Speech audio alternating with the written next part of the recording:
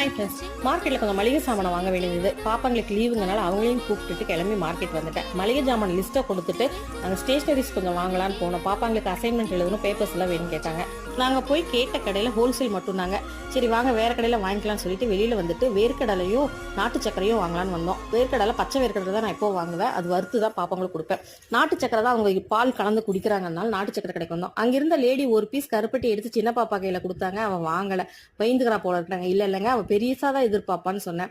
அதுக்குள்ள அந்த தம்பி பில்லுக்கு பணம் வாங்கிட்டு பெரிய பெரிய பீஸ் கருப்பட்டி 2 கொடுத்தாரு. நாங்கள் ரெகுலரா வாங்குறதுனால கண்டிப்பா ஒரு பீஸ் வெல்லமோ இல்ல கருப்பட்டியோ கண்டிப்பா கொடுத்துருவோம். அப்படி சரி வாங்கின பொருள் எல்லாம் தூக்கிட்டே மறுபடியும் மளிகை கடைக்கு போக வேண்டாம், கொண்டு போய் வண்டியில போட்டலாம்னு சொல்லிட்டு கொண்டு வந்து வண்டியில போட்டு மளிகை கடைக்கு திருப்பி வந்தோம். மளிகை பொருள் எல்லாம் ரெடியா இருந்துச்சு, வாங்கிட்டு கிளம்பிட்டோம். நட்ஸ் எல்லாம் வாங்கணும்னு சொல்லிட்டு நட்ஸ் கடைக்கு போயிருந்தோம். நட்ஸ் எல்லாம் வாங்கிட்டு கிளம்பலான்னு பார்த்தா தான் அடடே பேஸ்ட் வாங்கணுமேன்னு சொல்லிட்டு சரி இன்னொரு கடையில போய் பாப்பாட்டே காசு கொடுத்து அவளே வாங்கிட்டு வந்துட்டான். எல்லாம் வாங்கிட்டு வீட்டுக்கு